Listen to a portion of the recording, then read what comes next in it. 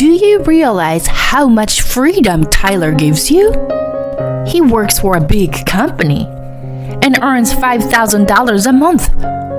You are supposed to be at home and supporting your husband who is doing the hard work and protecting the family.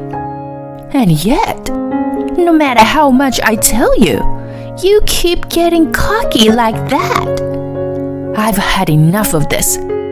You and Tyler need to get a divorce. With those words, my mother-in-law pulled out the divorce papers from the drawer. My name is Mona, a 34-year-old office worker. My husband Tyler and I had been married for 5 years. We had been living happily since we got married. But our relationship started to fall apart because of one thing. That trigger was my mother-in-law.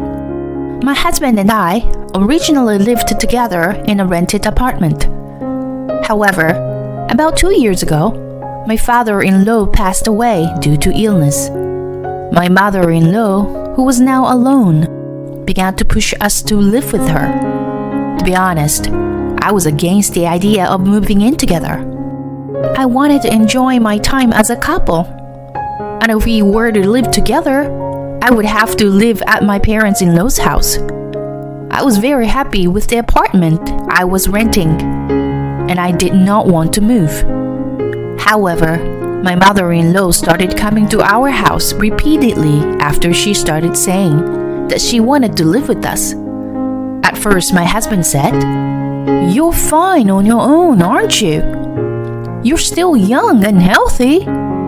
But when she kept coming over and over again, it became a hassle. "Hey Mona, my mom has insisted so much, so I'm thinking of moving in with her." Tyler had started to give in to her pushiness. As a result, it became 2 against 1, and I had no choice but to agree to live with her. So this is how it started. Living at my in-laws, it was the beginning of hell. My mother-in-law is a very old-fashioned person, and she didn't like the fact that I, her daughter-in-law, was working. "Why does Tyler come home before you? Normally, a wife cooks dinner and welcomes her husband, right? You are a lousy wife to work for money to have fun and neglect the housework." My mother-in-law says so and blames me for it every day. "I don't work for money to play. I work for money to live." I told her so, but she did not listen to me at all. "It's no use trying to deceive me like that. Tyler's earnings are enough for us, so you should quit your job." That's how my mother-in-law told me to quit my job. "Stop it, Mom. Mona is working for our family. Don't tell her to limit herself like that." But my husband comes in to protect me whenever my mother-in-law blames me. My mother-in-law is at a loss for words when my husband, her only son, talks back to her. It's like she doesn't want to fight with her precious son. "It seems that you have brainwashed him, so I will have to break that brainwashing someday." My mother-in-law says that to me when my husband is not around. I don't know if she just wants to bully me, or if she has her head stuck in the old way of thinking. But either way, I wish she would be more flexible. After all, she was the one who requested to live together in the first place. My mother-in-law soon stopped nagging me when my husband is around, because my husband protects me every time. However, when my husband is away, she starts right away. "Why do you let Tyler wash the dishes when he feeds you? I can't believe it." This is a rule that my husband and I decided together. Tyler can't cook, so I cook every day, and Tyler does the dishes. When I say this, my mother-in-law looks disgusted. "When I was young like you, we weren't allowed to do that. And after making such a bad dish, How dare you talk like that? You should ask him to do the dishes after you make better food. Seriously? I could just make her skip meals every day. I usually cooked with a light flavor. This is because my husband's health checkup results were not so good. And my mother-in-law is also old, so she should take care of her health. That's why I keep the seasoning light, so she had no reason to complain about it. If she didn't like it, she should have made it herself. And I still have other complaints about my mother-in-law. She spends too much money. She frequently buys new clothes and expensive luxury brand bags. I always frown when I see her matching the clothes she buys in front of the mirror. Did you buy clothes again? What? Are you complaining?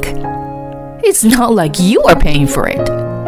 Tyler earns a lot of money, so that you can live a rich life like this. If you are jealous, I gave birth to him, so you should be more grateful. To say the truth, I wish you would use your money for me rather than playing around with it. I was horrified. My mother-in-law would spend it all in a heartbeat. If I gave her my salary as it is, I would never do such a thing. Fortunately, I had already converted the bank book of my own account to an electronic one, so there was usually no need to worry about it being seen. The one for the shared account is hidden in my room. Still, it is hard for me not to tell the truth to my mother-in-law. In fact, if you compare my husband's earnings with me, mine are much higher. I work as an employee of a general company, and I'm currently in the position of section manager. On top of that, on weekends, I make use of the certification I have and teach English online. I am a pretty popular teacher, if I do say so myself.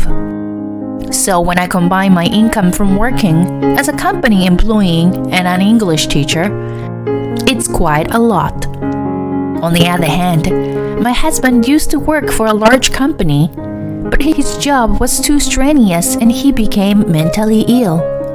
As a result, he had to resign from his job and is currently looking for a new job while working part-time. However, we have been living like that for about 2 years now. I think he's not planning to look for a full-time job. When we moved in together, my husband told me that he didn't want his mother to worry about him. He asked me not to tell his mother that he had resigned from his job due to a mental illness. He said that if she found out, she might go to his former company to yell at them. I'm sure that his mother, who loves his son very much, would do something like that. I did as my husband asked and promised not to tell his mother about our income. However, she always says that my husband earns money to support me, when even her wasteful spending comes from my income. I don't understand why she treats me so poorly. Stress built up inside me little by little. Then one day, I received a call from a friend of mine who had not seen me for about 6 months because she was busy. I was happy to hear from her out of the blue. Hey, what's up? Oh, Mona, your husband hasn't found a new job yet, has he? No, he hasn't. Why are you talking about my husband? I was just driving through town on my way back from my client's place. I saw your husband walking arm in arm with a young girl. What? My mind went blank. My husband having an affair? That's impossible. We are a close couple. Even though we sometimes fight, my husband protects me from my mother-in-law, and we have normal conversations at home. But I can't believe that he is having an affair. But I don't think my friend is joking either, since I haven't heard from her in a while. And she is calling me during the day, while working. She is not the kind of friend who would pull a prank like that. My mind was a jumble of feelings of wanting to believe my husband and feeling uneasy. I decided that I had no choice but to make things clear. So I asked the credit agency to conduct an investigation. I was really stressed for a few weeks until the results of the investigation came back. And that's the same time when my mother-in-law was being troublesome. Tyler, I want to go on an overseas trip. What? Overseas? Why all of a sudden? My friend's son gave her a trip to Europe to celebrate her 60th birthday. So I wanted to go on a trip to Europe for my birthday too. I see. You're turning 60 this year, huh? My husband crossed his arms and started thinking in front of me. No. It's not your problem. I'm the one paying for it. And I'm absolutely against it. I was thinking such a thing in my mind. I was distrustful of my husband. But as long as there was no evidence yet, I tried not to talk about our income. Then my husband agreed to do it. I couldn't help but butt in. Wait, Tyler! Don't just decide on that without asking me. A trip to Europe costs a lot of money, you know? I said in a slight panic. And as always, my mother-in-law started to attack me. What? I didn't ask you for anything. I'm asking Tyler. You don't bring money into the house, and you don't even do the housework, so don't interrupt me, she shouted. And then she continued. You know, do you realize how much freedom Tyler gives you? He works for a big company and earns $5,000 a month. You were supposed to be at home and supporting your husband who is doing the hard work and protecting the family. And yet, no matter how much I tell you, you keep getting cocky like that. I've had enough of this. You and Tyler need to get a divorce. My mother-in-law told me to divorce my husband. This surprised my husband as well as me. What are you talking about? Don't decide our divorce. Tyler, you were deceived by this woman. She's just using you for her own convenience. If you stay with her, you will be unhappy. So, break it off. Saying this, my mother-in-law pulled out the divorce papers from the drawer. My husband, who didn't think she had even prepared such a thing, was obviously surprised. Mom, come on. Why do you even have divorce papers ready? My husband apparently has no intention of divorcing me. At the time, I had a faint hope. I thought that the reason my husband did not want to divorce me was because he loved me, and that what my friend had seen was someone else. I wanted to believe that my husband was not having an affair, and that he was thinking of me and only me. I wanted to believe that. So I refused to sign the divorce papers, just as my husband had refused. However, my faint hopes soon went down the drain. I received a letter from the credit agency informing me of the result of their investigation. When I checked the contents, I found a number of photographs of my husband. It was obvious my husband was having an affair. I was shocked. At the same time, I was furious. I knew that my husband had been acting like a good husband at home, but behind my back, he was having a good time with a young woman. The woman he was having an affair with was a waitress at a cafe where he worked part-time. She was 24 years old, 10 years younger than my husband. I guess it was because she was so young that my love for my husband instantly disappeared. Then, around that time, my mother-in-law booked a trip to Europe. Of course, I had no intention of going, but my mother-in-law had a triumphant look on her face. "Mona, you are staying at home, okay? You always spend too much of Tyler's money as much as you want," she said.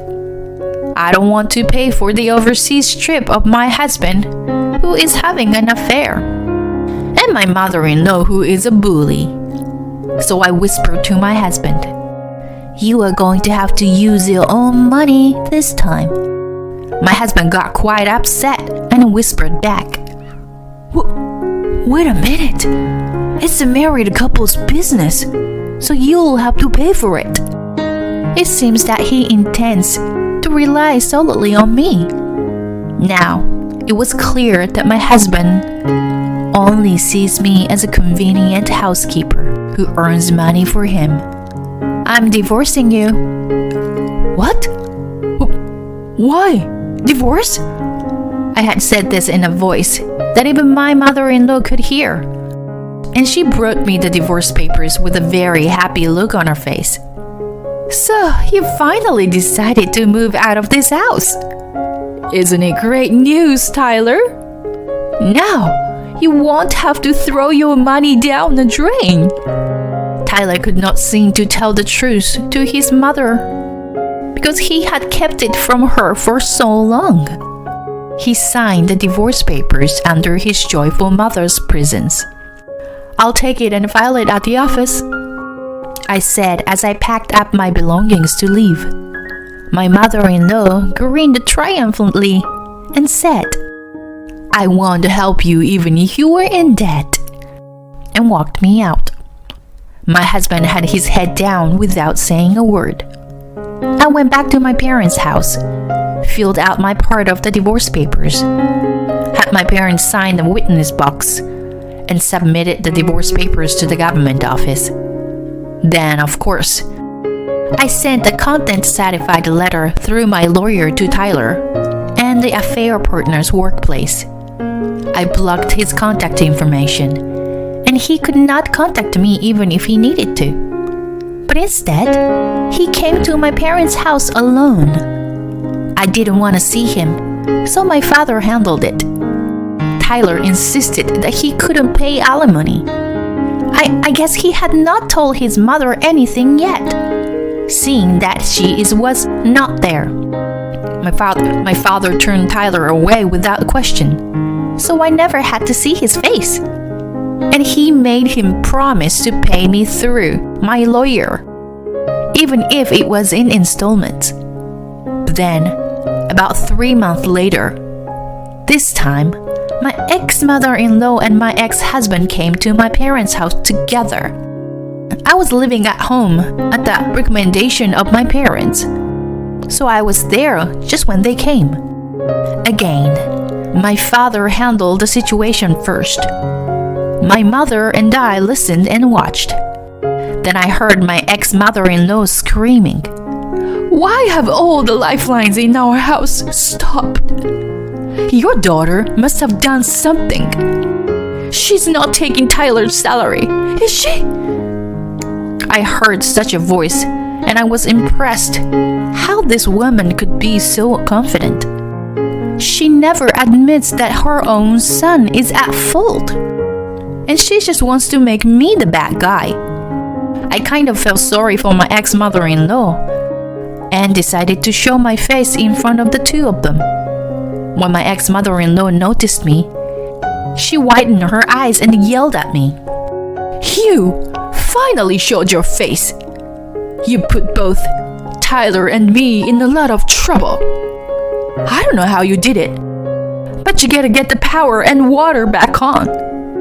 I didn't even get to go to Europe for my 60th birthday celebration because of you.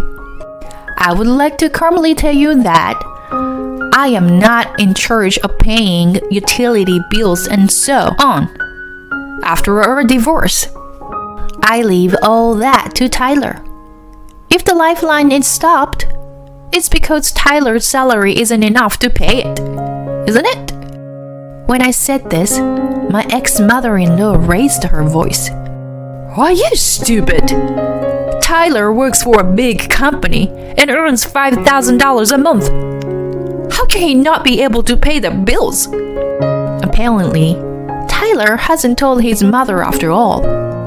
I showed her my tax slip to show her the reality. This is my income from my company, and this is my income from teaching English online.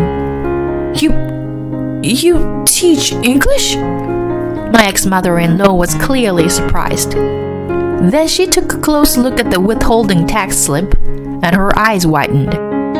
Well, it looks like it's true that you receive about $5,000 a month. Then, what about Tyler's salary? If it's the same as it was right before we broke up, he's a part-timer at a cafe. I would say his take-home pay is about $600 a month. $600? And since he has to pay the alimony for the affair, I bet he has very little money for living expenses. Right? An affair? Why? Isn't Tyler a businessman working for a big company? My ex-mother-in-law was about to collapse because the reality was so far away from what she thought it was. Tyler looked uncomfortable. Mom, I'm sorry. I have been meaning to tell you. He apologized. Then she started to say something outrageous. Mona, I'm sorry. I said selfish things without knowing anything about you. I will reflect on what I said, so please come back. What in the world is this person talking about? How can you ask me to come back under the circumstances? I am already divorced from Tyler, so we are strangers. There's no reason for me to go back. And I'll still have to support you too, even if I did. Who would want to go back in that situation? If you stay here any longer, I will call the police. So please, leave as soon as possible. When I said this calmly, my ex-mother-in-law and ex-husband made a pathetic sound and left. Then I put a restraining order in place so that I could report my ex-husband and ex-mother-in-law if they appeared in front of me. As for the two after that, I sent the proof of the affair to the cafe, and people at work started giving Tyler the cold shoulder. He had no choice but to quit his job at the cafe with his partner. However, he had to pay for the alimony, so he is currently working several part-time jobs. In the end, he is working as much as he did when he was mentally ill at his former company. It looks like his affair partner has left him, and he is now living with his mother. However, my ex-mother-in-law is gradually showing symptoms of dementia, so he has to work hard to pay off his debts, while also taking care of his mother. It served them right. On the other hand, I continue to live with my parents and save money at a very fast pace. In fact, I'm currently saving quite a bit of money. I am planning to invest in the near future to further increase my assets and aim to be semi-retired in a few years.